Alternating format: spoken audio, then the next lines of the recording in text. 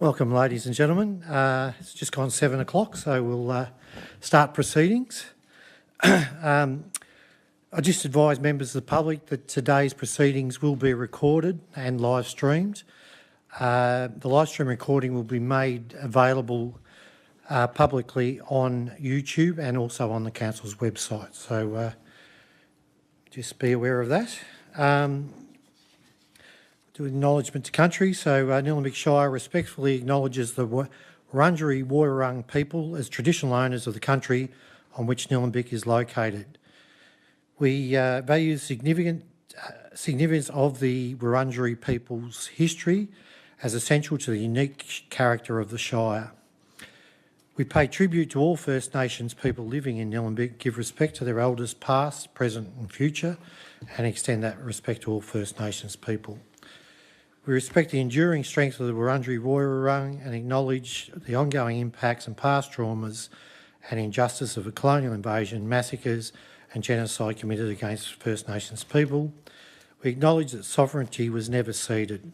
The Wurundjeri Woiwurrung people hold a deep and ongoing connection to this place. We value the distinctive place of our First Nations people in both Nillumbik and Australia's identity and their cultural heritage and their care of the land and waterways, to their ongoing contribution in many fields including academia, agriculture, art, economics, law, sport and politics. Could I ask Councillor Joyner to read the Good Governance Pledge, or to make the Good Governance Pledge? As councillors, we are mindful of our civic responsibilities and obligations. We pledge to take them seriously and to carry them out with diligence and integrity. We know the decisions we take will affect the people and environment of Nillumbik now and in the future. We undertake, therefore, to make sound and principled decisions of lasting value in a spirit of fairness and for the good of all. We also pledge to serve the needs and well-being of the community and the environment in our open and honest manner and to the best of our abilities. Thanks, Councillor Joyner. We have an apology has been received for tonight's prayer reader, so we'll be leaving that vacant. We have no apologies or leaves of absence, which is a bit different to the last couple of meetings. We have no declarations of conflicts of interest, and we will move on to our presentation. So I might start with Bunjil Ward.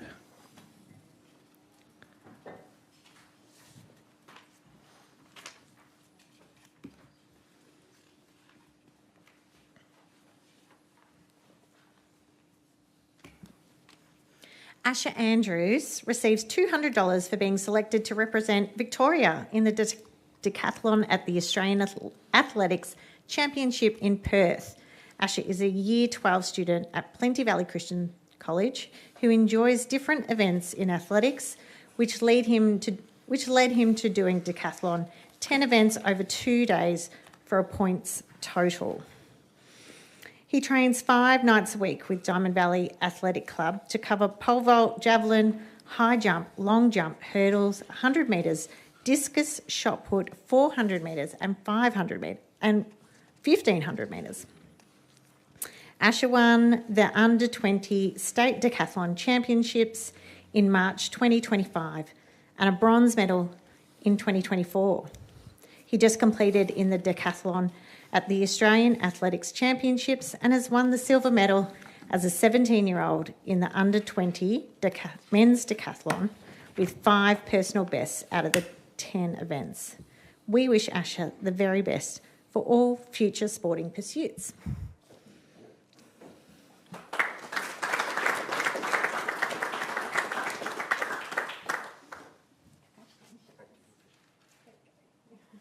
Do you want to say something?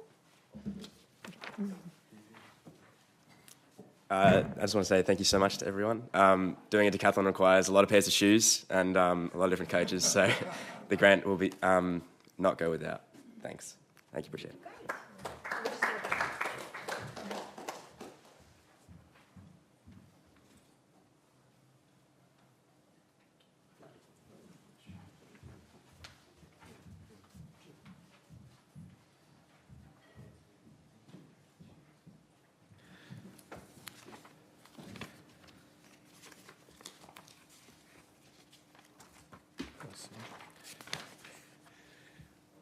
We'll now move on to Alice Ward.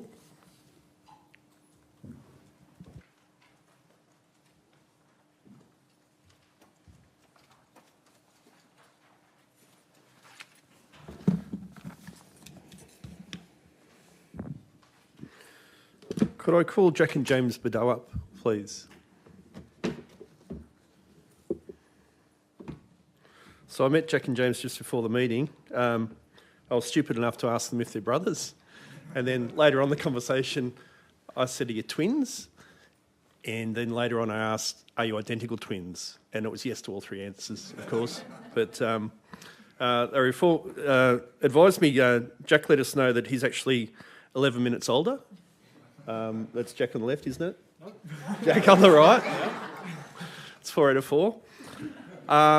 11 minutes older, but there's a bit of contention around that because Dad maintained that he was 15 minutes older, and Dad said he should know he was there. Jack also said he was there, and his mum had reliably informed him that he was only 11 minutes older. So both Jack and James received $200 each for a contribution for being selected to represent Victoria at the Australian Youth Beach Volleyball Championships in Queensland. So 2 different awards. I did get 2 speeches and they were identical speeches. So there's a couple of minor differences, but I've rolled them both into one, and it's $200 each. So they both attend the Eltham High School and are part of the volleyball program there. They also formerly attended Diamond Creek East Primary School, and they're definitely Diamond Creek locals. I've even verified their address in Everard Street. They were both selected to represent Victoria at the Australian Youth Beach Volleyball Championships, and that required attendance at 3 days of trial before being chosen for the travelling team. And that undergoes several weeks of training before the final season. Previously, Jack and James represented Victoria at the Australian Youth Indoor Volleyball National Championships, where that team won a bronze medal. This is where the speeches became different because Jack was actually awarded the Coaches Award at those championships. And when I mentioned that to him before the meeting, I think James was eager to even the score and wanted me to say that James made the Australian team at the Under-16 Asian Championships, and he'll be playing there in Thailand in July this year. So that's pretty flash too. They'll both have been part of a school sports Victorian volleyball team that won bronze at the Australian Sports School Championships held in Sydney. And they both previously played football with Diamond Creek and played representative football with the NFL Under-14 team.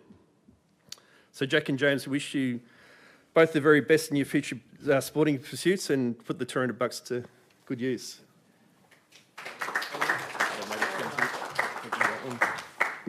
I don't know if you want that speech, but it's there anyway.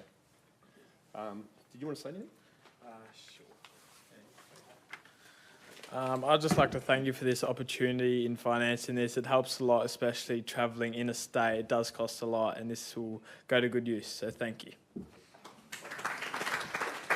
I'd also like to say thank you. This money does help us a lot with Dad's bank balance. It's, cost a bit, but just thank you a lot for, both of us. So thank you very much.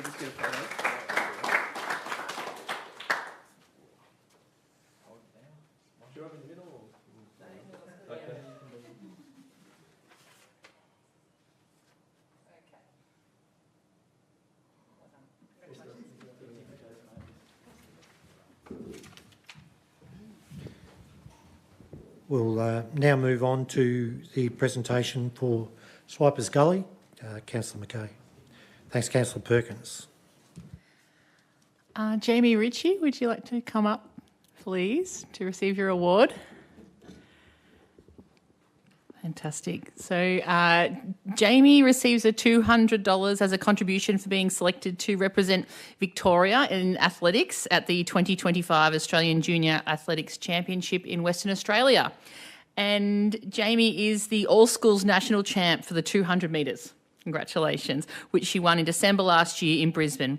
She locally attends Catholic Ladies College in Eltham and trains at Willinda Park 3 times a week. And we wish Jamie all the very best with her sporting pursuits.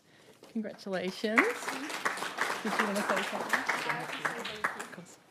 Thank you for this. It'll go a long way.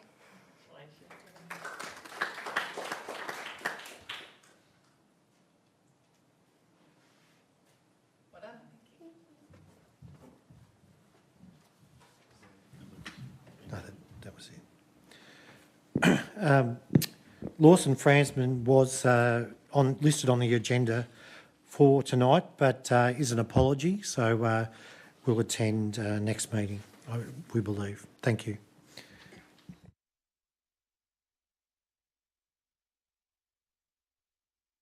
We'll now move on to advisory committee reports. Do I have a mover? Sorry. We'll now move on to confirmation of minutes from the council meeting held on Tuesday the 25th of March 2025. Do I have a mover? I'll move that. Councillor Mackay. Seconded Councillor Cope. Councillor Mackay. Yes, I'll move this as per the papers. Confirms the minutes of council meeting held on Tuesday the 25th of March. All those in favour? Carried unanimously. We'll move on to, there's being no petitions, no questions from the gallery. We'll now move on to reports of advisory committees. Do I have a mover?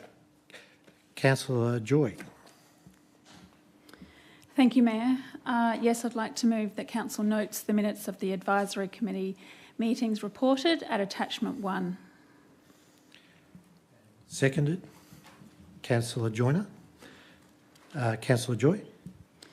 Thank you. Yes, the two meetings in the attachments are a meeting from back in of the Arts and Cultural Advisory Committee from back in 2024, so I don't have much to say about that one.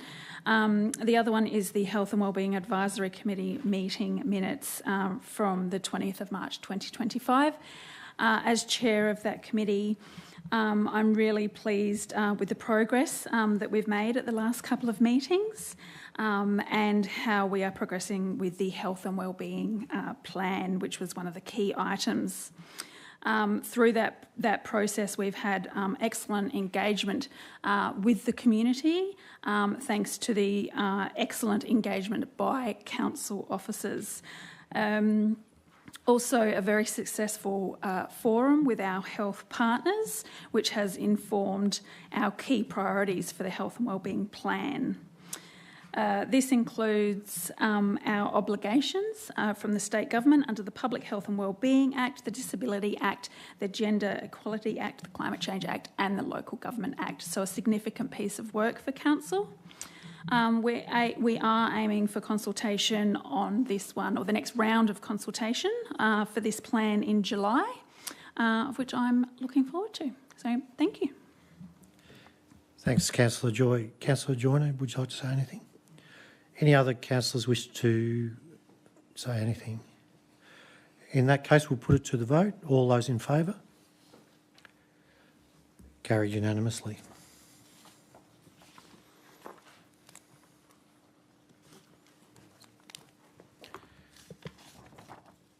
We'll now move on to officers' reports. The first report is the draft planning scheme review for 2025 and the findings and recommendations of community engagement. So do I have a mover? Councillor Brooker. Thank you, Mayor. I'll move the motion as per the papers on the screen. Thank you. Do I have a seconder? Councillor Coe. Councillor Brooker. Yes, thank you. Look, this planning scheme review provides some direction from some planning work done by previous councils. Some of it dates back to 2020, my last term being the Diamond Creek and Eltham structure plans being incorporated into the Nillumbik planning scheme by a planning scheme amendment. What that does is trigger a planning panel, So there's some further, albeit more limited, opportunity for submissions by the public. I, though, want to focus on one very small area of this whole total, and that is the neighbourhood character strategy, as there are some major changes within it that impact Greensborough in particular, as well as a lesser degree in Yarrambat. Greensborough is now designated as Urban Canopy Residential 2.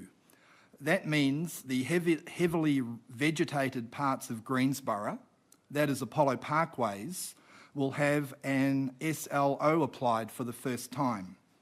That is a significant landscape overlay, will be applied to Apollo Parkways, and for the first time, Apollo Parkways will have vegetation and landscaping that's been identified in the strategy as having a significant and defining neighbourhood character element.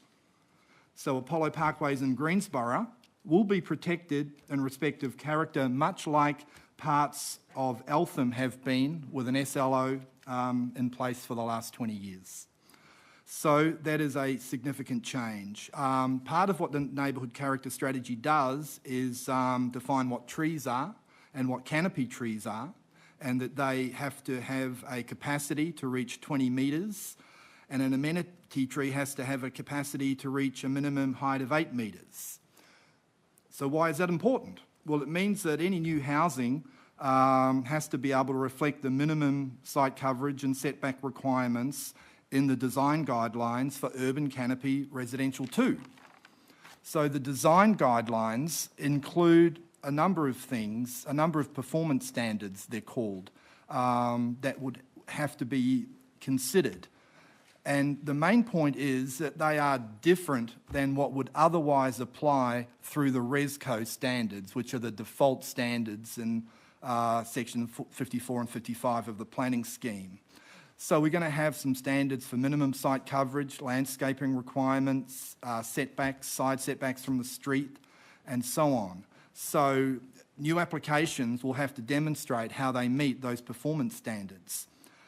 I should also say that the SLO that we have not seen in Apollo Parkways will require a permit for the removal of Indigenous native vegetation and trees. These trees are described in the Nillumbik Live Local, Plant Local Guide.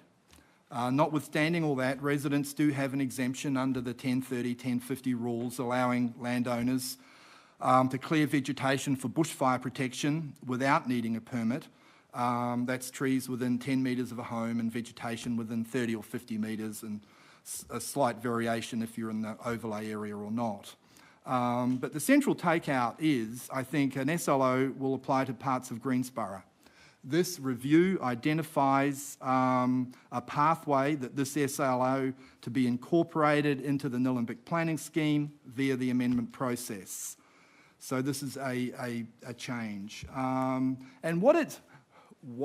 why is this all important? Well, what it's really trying to do in protecting neighbourhood character is protecting the livability of our neighbourhoods. And I think possibly preventing, our streets becoming permanent car parks for the multiple cars that invariably kind of follow higher density housing that happens when any house is cleared and a new kind of housing is put in its place, where you often get two or three houses. So that is the real point of this neighbourhood character, trying to preserve it, trying to speak to the livability of our suburbs, speaking to the amenity that we enjoy. So that seems a pretty significant thing for us to be doing. That's all. Thank you. Thanks, Councillor Brooker. Councillor Cope, do you wish to say anything? Any other councillors? Councillor Perkins. Thank you, Mayor. I'll support the motion, but particularly I'll focus on one area, and that would be the Diamond Creek Community Infrastructure Master Plan. We're currently in year 3 of a 4-year program to complete that master plan. Just a reminder for people, if you want to know really what it is, it's really about transitioning the Diamond Creek Community Centre, which currently functions as a leisure-only centre, transitioning that to a community hub. So what are the steps that need to happen? Won't happen immediately, won't happen overnight, but it does need to happen. Things like moving the gym out of the Diamond Creek Community Centre. Where would you move the gym to? hopefully, and certainly the initial master plan or the concept plan talks about moving the gym closer to the outdoor pool. So you've got leisure services co-located in one area. It also talks about moving basketball out of the Diamond Creek Community Centre, moving that again close to the Diamond Creek outdoor pool. We also know there's a very real need for us to upgrade and expand the Diamond Creek Football and Cricket Club rooms. Hopefully that'll be incorporated as part of this master plan, so we can get some costings around what these things will cost, and then we're in ability into the future to apply for some grant funding. The project also involves moving living and learning into the Diamond Creek Community Centre, or the Diamond Creek hub, as it'll be. So get them out of the old house up on Ness Street that is owned by state government, and move that down into the centre of Diamond Creek and the new Diamond Creek Community Centre, or the new Diamond Creek hub. Also at the Diamond Creek hub would be a new library, a small-scale library, probably about the same size as what currently exists in the Whittlesea Township. The plan also envisages moving maternal health and childcare out of the Diamond Creek Community Centre and moving that to Coniston Street. So these are all things that are already been included in a concept plan that's been through wide community engagement, but we need to move on to the next stage, which is the master plan, which looks at how much these things are going to cost and what is the program in terms of, we can't put the cart before the horse. It's going to have to be a staged approach. Hopefully, for the Diamond Creek Football and Cricket Club, the first thing will be to move the gym out of the Diamond Creek Community Centre and move that closer to the club rooms there in Diamond Creek at Coventry Oval. Hopefully, the master plan will bring out that we could end up with at least plans to have club rooms that suit cricket and football in Diamond Creek, but also look after the gym, the Aligned Leisure run gym, and that would be proximate to the outdoor pool. So, that's an exciting project. We're currently in year 3 or 4. If the budget goes through, as we hope it will, there'll be money to complete that master plan in next year's budget. And that goes for a lot of these strategies as well. They're not all funded, but certainly the high priority items will be funded, and they're in the draft budget at the moment. So there are other lower priority items in the review that currently there's no funding allocation towards at the moment. Thank you. Thanks, Councillor Perkins. Sounds like exciting times in Diamond Creek. Councillor Mackay.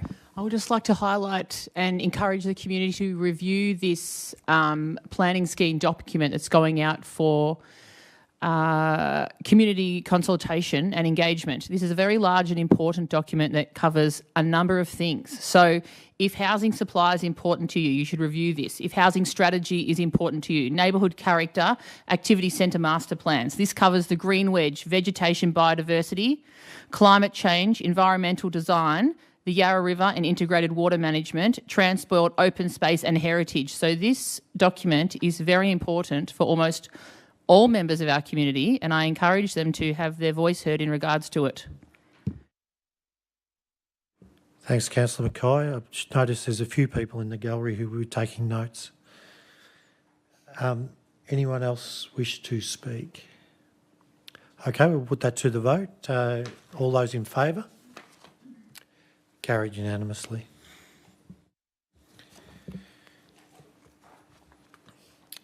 We'll now move on to the March quarter financial report. Do I have a mover? Councillor Joyner. Yes. Thank you. I move that Council receives and notes the financial report for the period ended 31st of March 2025, attachment 1. Seconder? Councillor Brooker. Councillor Joyner.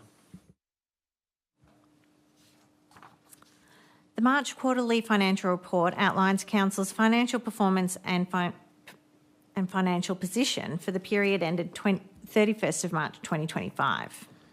The income statement shows an overall favourable year-to-date variance of $2.53 million. This reflects the combined result of higher than budgeted operating income, partially offset by higher than budgeted operating expenses. Council's overall financial position at the end of this quarter is stable. However, officers have advised that they will continue to monitor operating results closely in the lead up to the end of the financial year.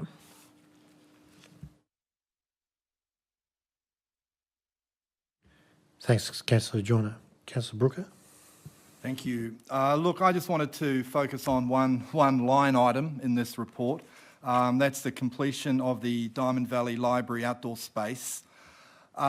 This project, I think, is really somewhat emblematic of the function and purpose of libraries, as well as being places of study, learning and education and story, but also incorporating an outdoor educational and learning space. So what we have just down 100 metres from here at the library are some vegetable gardens grown in beds, providing that kind of experience for children who visit the library to see that kind of activity in action.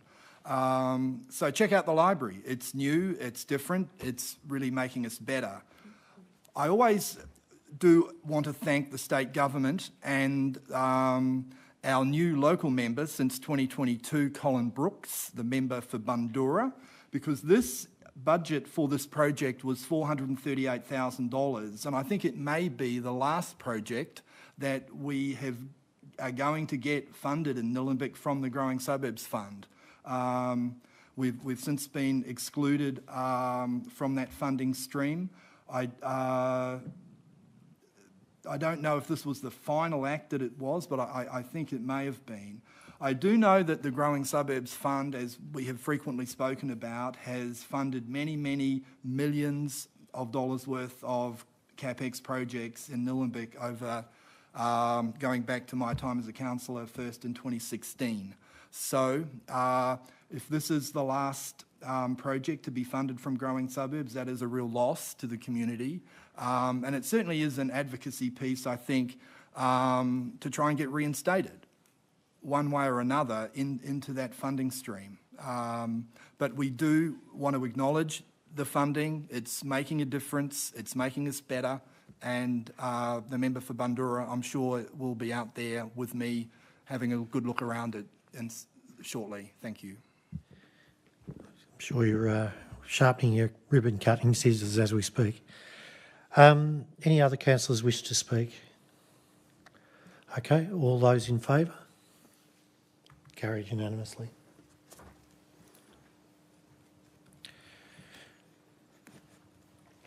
We'll now move on to the draft revenue and rating plan for 2025 to 2029. Do I have a mover? Councillor Brooker. Yes, I'd like to move the motion on the papers and up on the screen. Thank you. Thanks, Councillor Brooker. Do I have a seconder? I can second. Councillor Mackay. Councillor Brooker. Just to say that we will be hearing public submissions on the draft revenue and rating plan on the 10th of June. It's a committee that I'll be chairing on that date. This plan is more the rating strategy rather than the rate cap discussion that we are having. We are talking here of the differences and differential rates between farm rates and commercial rates, and the differences in general residential rates and so on. So we do know that farm rates are getting a discount from our general residential rate. Commercial property pays a slight premium from our general residential rates. If you've got some comments to make as regards those differentials, the 10th of June is the time to do it. I did want to say as well, under 3.5 of the office of this report, the state government pensioner rebate is mentioned. It does not actually specify what the maximum amount of the pensioner rebate is. Just to say that the maximum amount for 25-26 is $259.50. The maximum amount for the fire services level is $50, and I just found that actually amount has stayed the same for several years, so there has not been an increase in the fire services levy rebate. The pensioner rebate went up 2 years ago.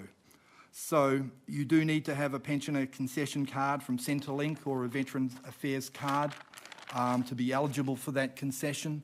But it's something I think people need to know about. That's all. Thank you. Thanks, Councillor Brooker. Councillor Mackay? Nothing to say. Thank you. Any other councillors wish to make a comment?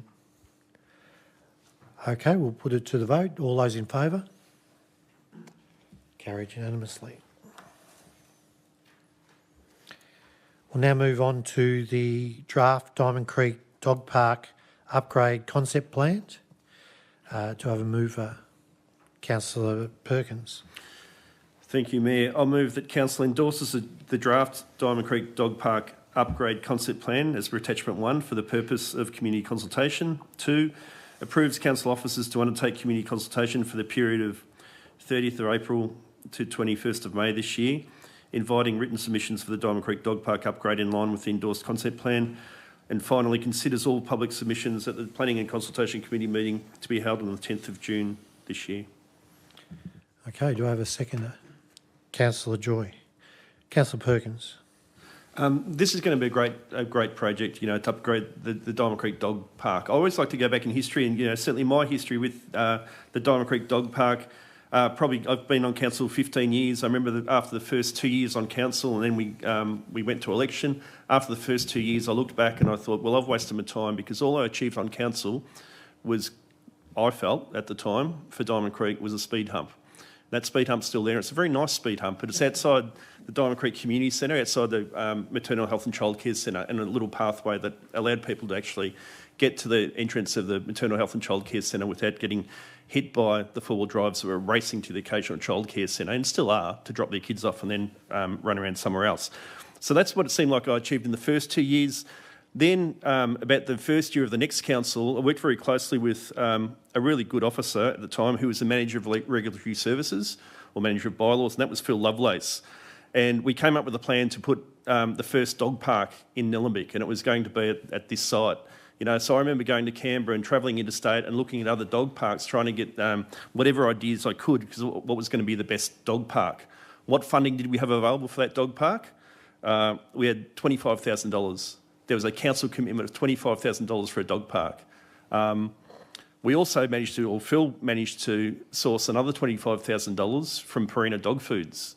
So the joint pool of money become $50,000. And that's essentially the dog park that we have today, that, initial outlay of $50,000.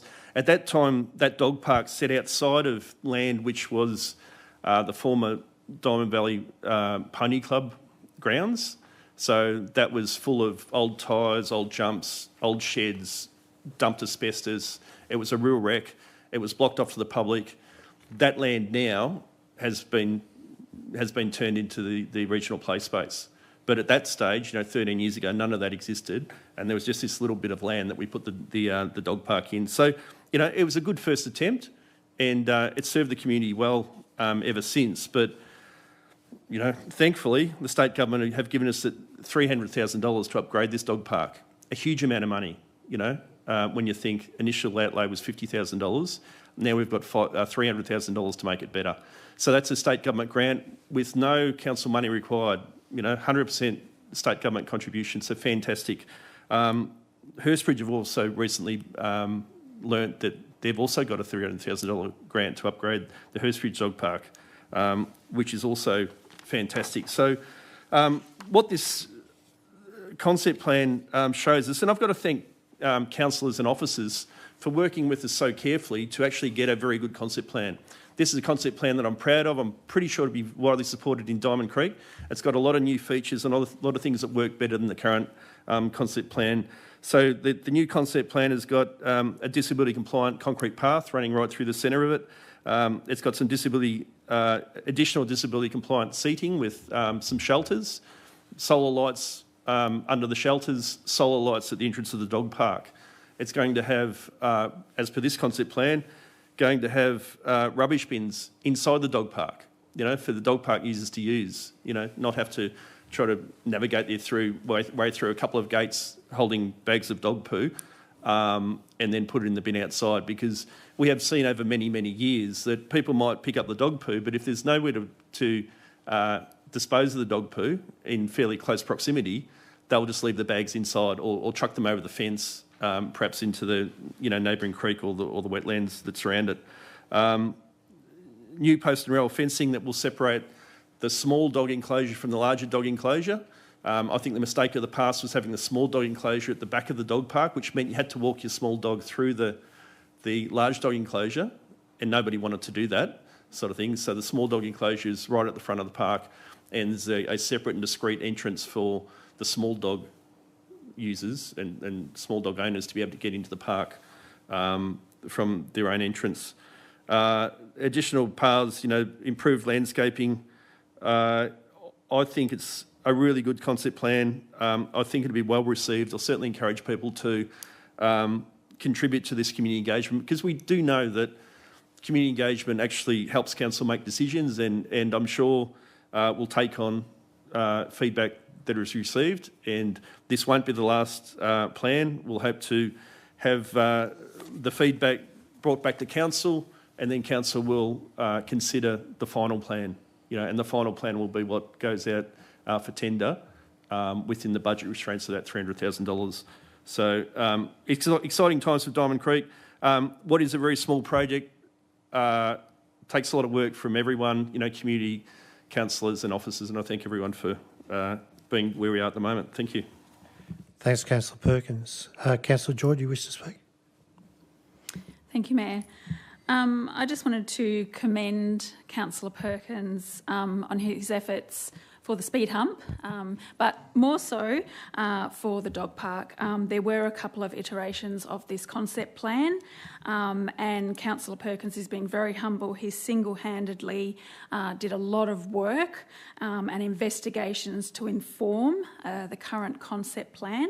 I expect that the Diamond Creek community will be very happy with these upgrades. It's certainly a win for Ellis Ward, it's a win for Edendale and all trail users, because the dog park's right near the trail, and for everyone in the Shire who visits Diamond Creek. So yes, well done to everyone involved, and especially Councillor Perkins for his efforts on this one. Thanks, Councillor Joy. Does anyone else wish to speak? Councillor Joyner. I'd also like to congratulate Councillor Perkins for working hard with officers to get a great outcome for his community on this project, and the State Member Vicky Ward for advocating for a community also in providing this funding. Thank you, Councillor Joyner. Anyone else wish to speak? Okay, we'll put it to the vote. All those in... Can I just say, on behalf of all councillors, I'd like to congratulate you, Councillor Perkins, on your efforts in this area, and particularly the regional play space is probably a crowning glory. But we digress. So can we please put this to the vote? All those in favour? Carried unanimously.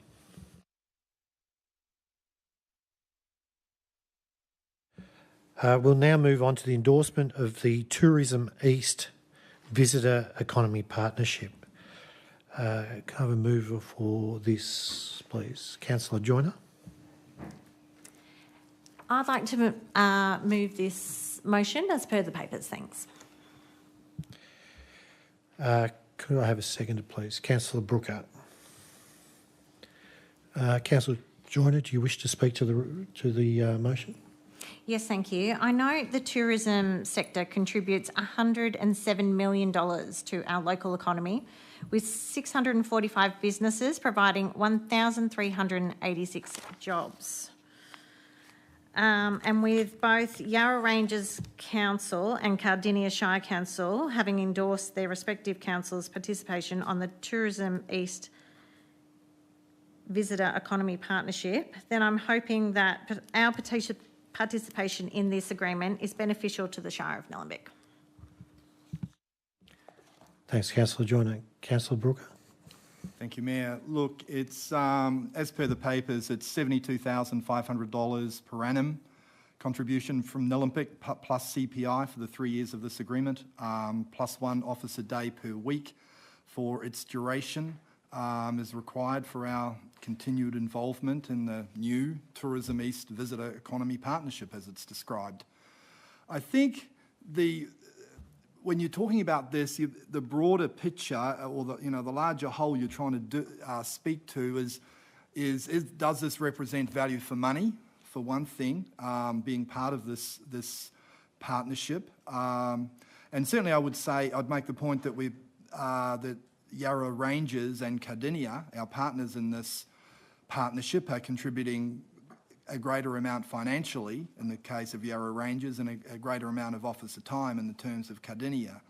So the question is, how do we get our current tourism businesses, and we think very broadly here about how are people going to be spending a day in Nillumbik? It's talking about jewels in the crown. I think a day at the Diamond Creek Community Play Space would be a wonderful day out for any visitor to Nillumbik. It is something that I have not seen replicated anywhere else, anywhere in Melbourne actually, the scale and the options that you have there. So that to me is a tourism type focus of people passing through Nillumbik, attending our infrastructure and attending our events. I mean, we have Sustainable House Day this weekend. That's an opportunity for people to come to Nillumbik, to visit the Sustainable House Day that's being run by Clean Energy Nillumbik, and checking us out. There's other bespoke niche things we do that I think encourage tourism. The open studios, where you get to go and see an artist in their artist studios at work. It doesn't happen very often. So they're the things I think that we do to support tourism, as well as a broader picture of trying to support those businesses that Councillor Joyner spoke of. So what this essentially is putting forward those businesses and putting forward our branding and our contribution to what is a kind of Nillumbik strategy for tourism. So that's what we have to think about. That's what one of the, I'm sure, the focuses of the Economic Advisory Committee will be. So I think it is a positive thing for the Shire, but we want to see some outcomes. We want to see some outcomes for our money. We want to see some outcomes potentially from some larger funding streams that the state government provide by being part of this partnership. So we'll review this in 3 years and we'll assess if it has met our expectations. Thank you. Thank you, Councillor Brooker. Any other councillors wish to speak? Councillor Perkins. Yeah, thank you.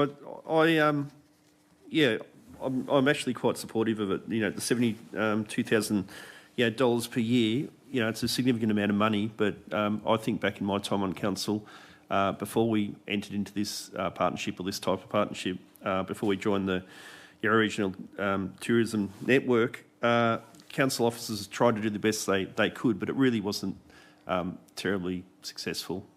This is certainly money well spent. I think we used to spend a lot more money than this internally in doing consultant reports, going out, working out how to rebrand Nillumbik as a tourism destination. Very, very expensive process. It all fell flat. I don't know if anyone remembers the Artisan Hills campaign. Very, very expensive, and I think the money's been much better spent with the Yarra Regional Tourism Board and moving forward into the Tourism East Visitor Economy Partnership. Broadly, I think you sort of, at the service level, I think you think that the wineries have benefited the most, in terms of positioning Nillumbik as part of the Yarra Ranges and part of that wine district, and I think that's certainly true.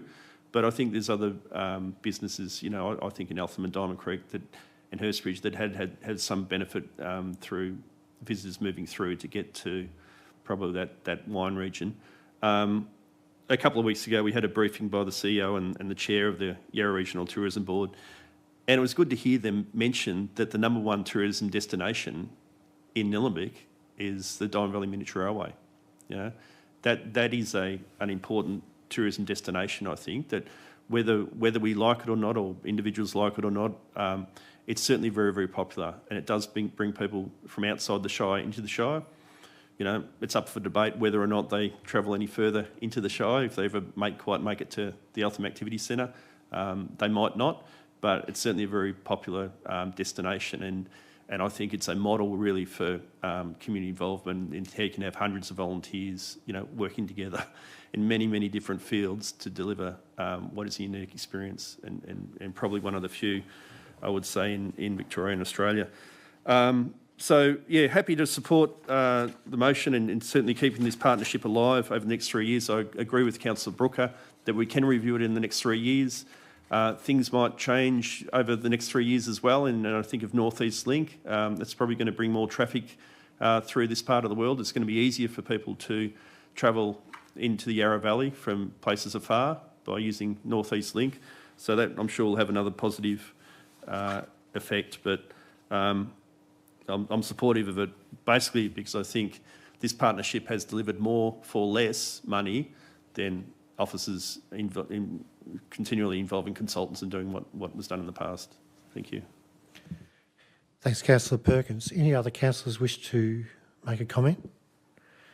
I'll just comment that the Diamond Creek Trail would be also one of the major pieces of tourism infrastructure for those who wish to either catch the train out to Hurstbridge and ride back, or ride out to Hurstbridge and can catch the train, or ride both ways. But very good for particularly the coffee economy around the place.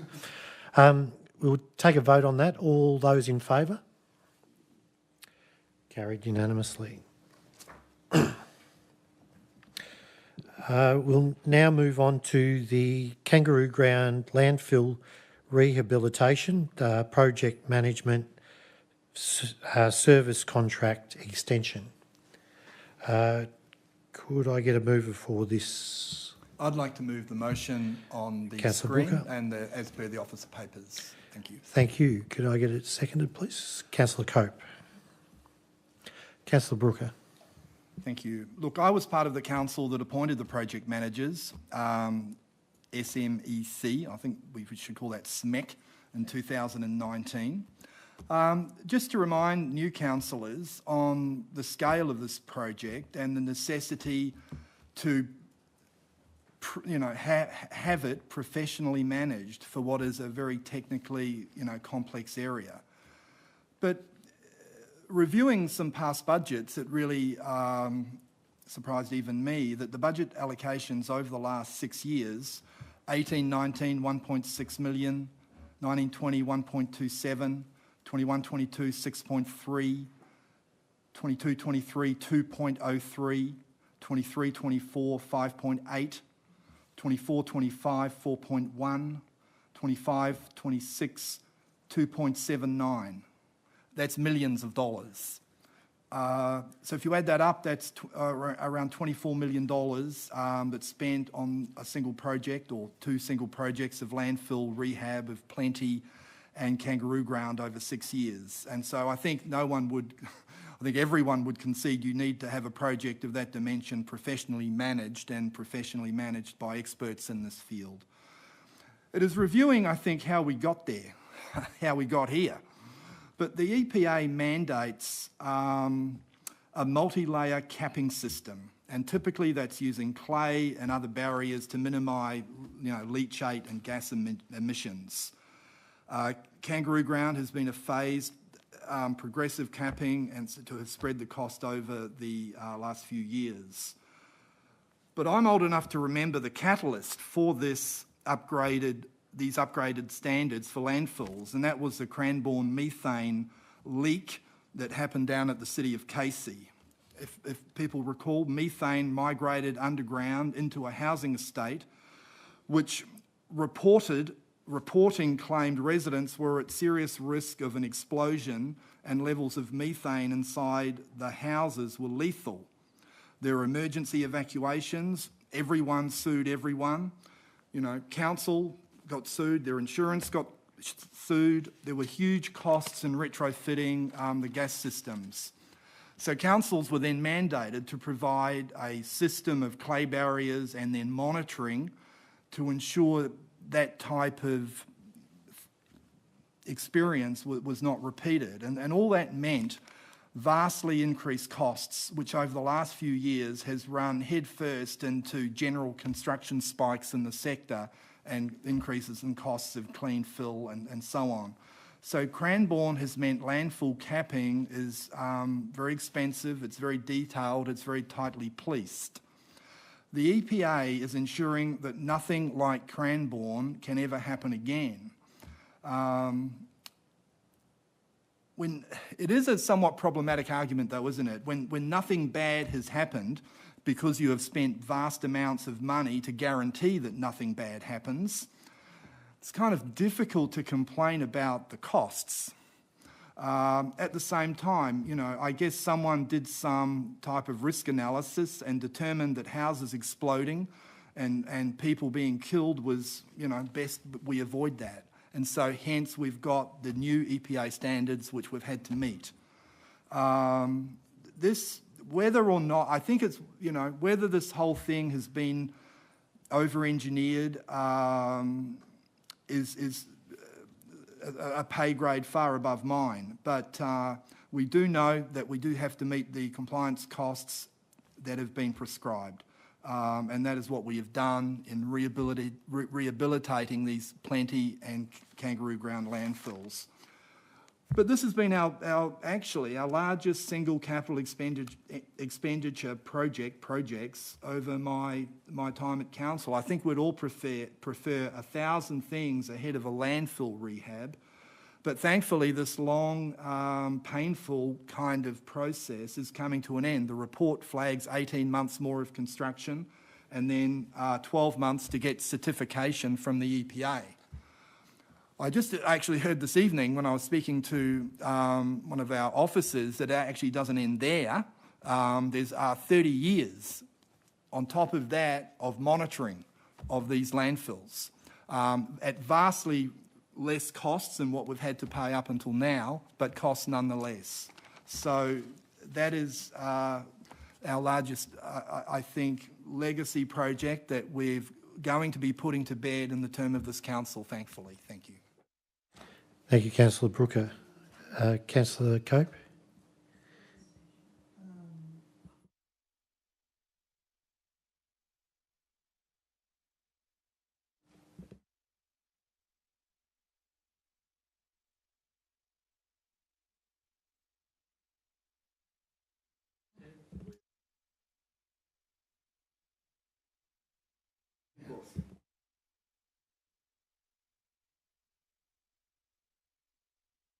Oh, we're green now.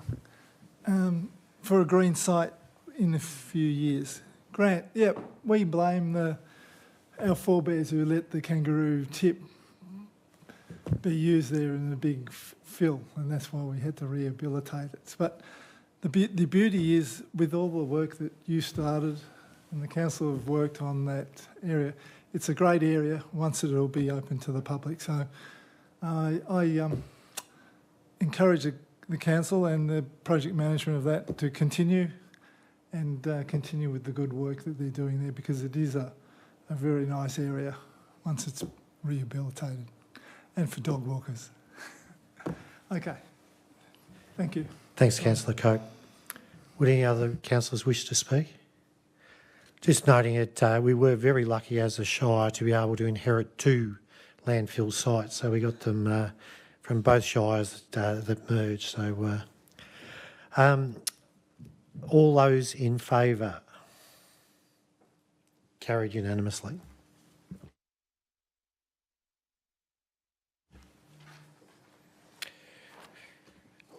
While we're on the theme, we'll move to glass collection service, our purple bins, and our advocacy position.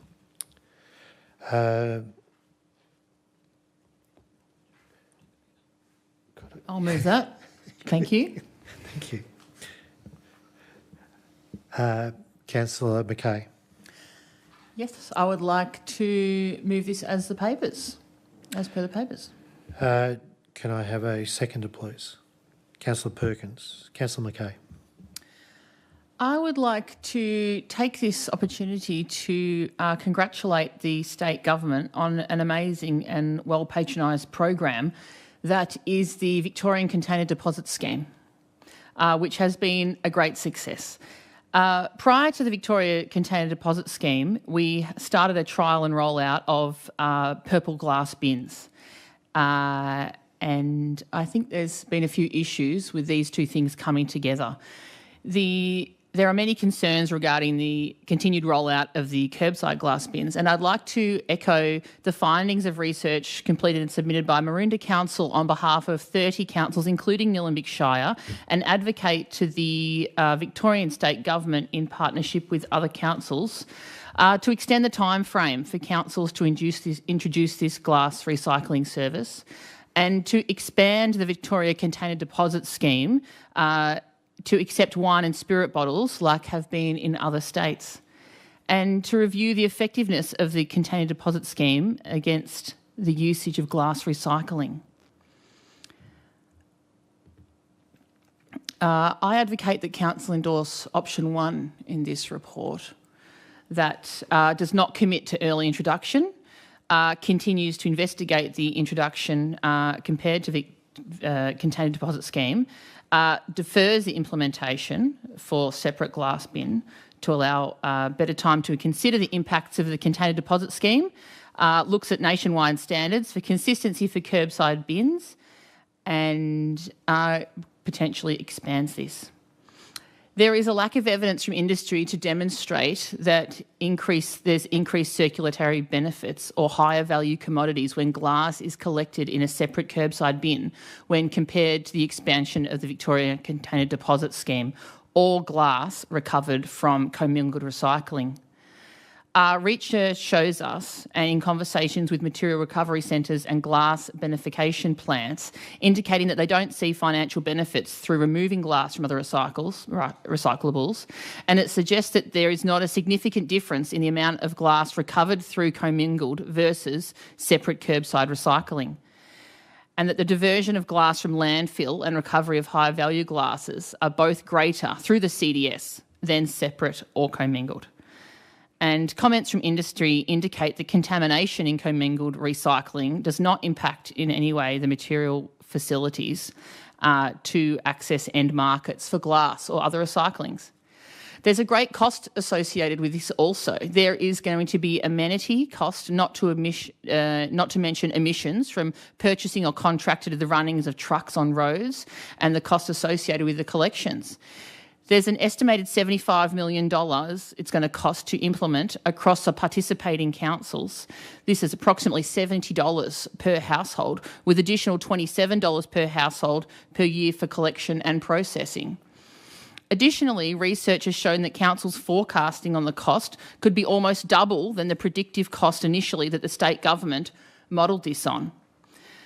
These are costs that would be borne by council residents already paying waste management fees in a cost of living crisis, despite research concluding that the implications, including the cost, materials and recovery, would not necessarily be beneficial. And this is in contrast to the Container Deposit Scheme, where the cost is there borne by the manufacturer and even provides a rebate for individuals and the council, often putting back into the communities, such as scouts, schools, etc. Other issues that have been brought up by the scheme. Sometimes only 1/3 of the bin is being filled and then only being put out once a month because the requirement is not required. This also increases the risk of household rubbish contamination, with households putting overflow rubbish in the glass bin. And on average, approximately 1/3 of households in these councils put their glass bins out for collection at all on their scheduled recycling day, let alone a lack of storage in yards and nature strips. So it's hardly being filled, it's hardly being filled up, and the benefit is not there. I recommend that instead of blindly going ahead with rolling out the implementation, which has many issues, of which I have alluded, we should be investigating and investing an extension of this amazing scheme, being the Container Deposit Scheme. We are already seeing other states demonstrating great success with opening up with the inclusion of wine and spirit bottles. So we've only got jam jars to go.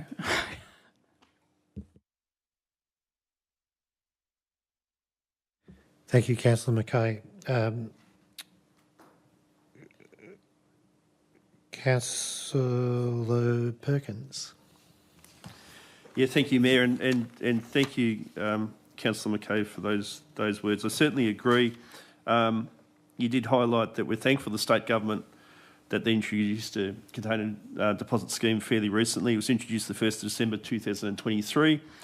48 years later than it was first introduced in South Australia. So, nearly 50 years it's been happening in South Australia, and Victoria was the very last state or territory to take on the container deposit scheme. But since we have done that, it's changed the landscape for this purple bin, I think it's fair to say. And I think many councillors, including Nillumbik, aren't that sure that this is the right way to proceed. The costs at the moment are saying $27 per household each year for collection and processing. We know it's going to be more than that, because it always is.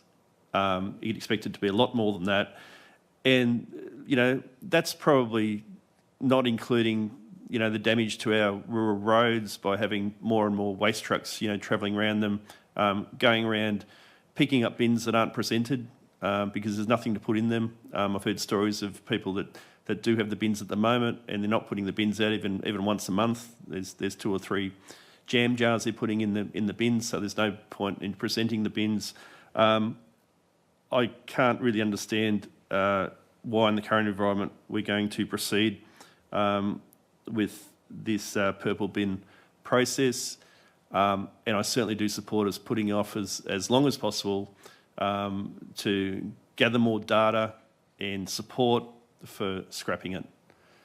I think the purple bin, it's too much, 4 bins, and I think the container deposit scheme has done its work, and I think there's even less glass being presented in the yellow bins than ever, because people are doing the right thing and they're getting their 10 cents back and giving it to the grandkids or whatever they're doing, but they're not putting most of their 10-cent bottles and cans into the green bin. So that's another area that I think we need to look at.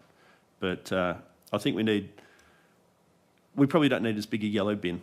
The 240-litre yellow bins probably don't need to be as big, but the purple bin I don't believe needs to exist at all. But I'm happy to support the motion to defer at this stage. Thank you. Thanks, Councillor Perkins. Any other councillors wish to speak?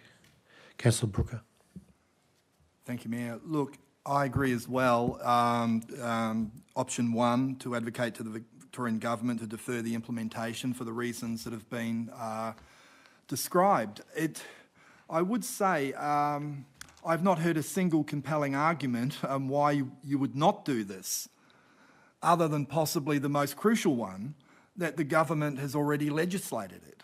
And there's some legislation that gives a timetable for a purple and glass bin.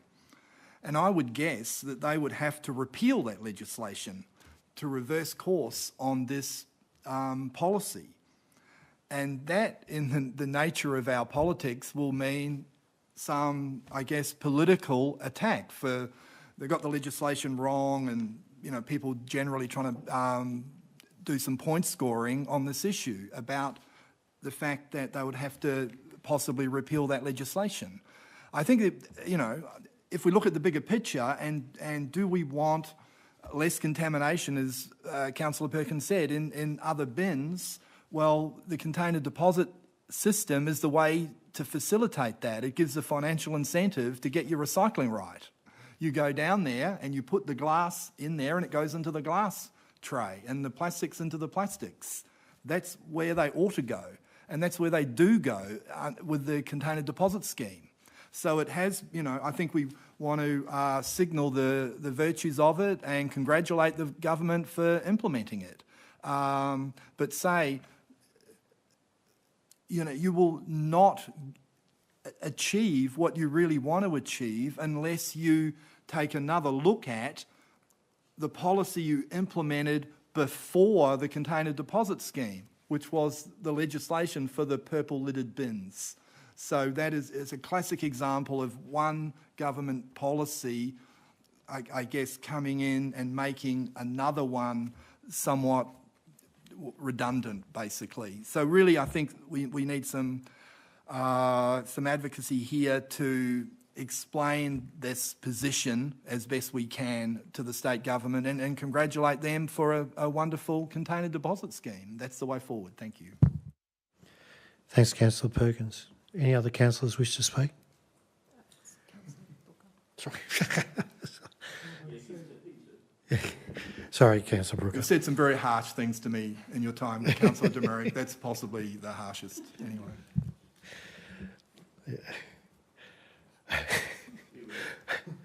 All right. Could we please have a show of hands? All those in favour? Carried unanimously. We will now move on to sunsetting the Panton Hill Bushland Reserve System Advisory Committee. Do I have a mover for this motion? Yes, thanks. Councillor Joyner. I'd like to move this motion as per the papers. Do I have a seconder for that motion? Councillor Cope. Councillor Joyner, would you like to speak to the motion? Yes, thanks. The Panton Hill Bushland Reserve System Management Plan was adopted in 2011 to balance conservation with recreational activities, particularly horse and mountain bike riding. The advisory committee was formed to address these concerns and promote community understanding of the reserve's natural, educational and recreational values. The committee consisted of 9 community representatives from diverse user groups, including environmentalists, horse riders, bushwalkers and mountain bike riders.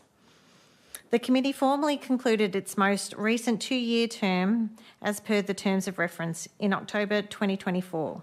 The committee has achieved the outcomes and objectives set out when it was established. It has successfully met its goals of fostering community engagement and balancing ecological and recreational values. I'd like to thank all members that contributed, made significant contributions and helped this important part of our Shire.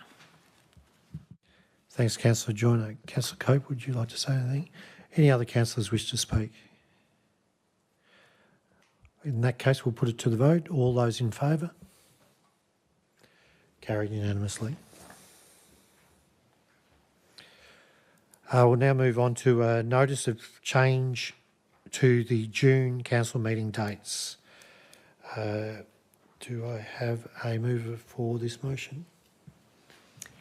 Yes, thanks. Councillor Joyner. I'd like to move that Council resolves to reschedule the Council meeting from Tuesday the 24th of June to Tuesday the 17th of June 2025 to be held in the Council Chamber at Civic Drive, Greensborough at 7 p.m. to allow councillors to attend the Australian Local Government Association National General Assembly and request officers to update the 2025 schedule of meetings and Council website with the revised Council meeting date accordingly. Do I have a seconder for that motion? I'll second that. Councillor Mackay. Councillor Joyner. No. No. Councillor Mackay, do you wish to say anything? Any other councillors wish to speak? In that case, we'll put it to the vote. All those in favour? Carried unanimously.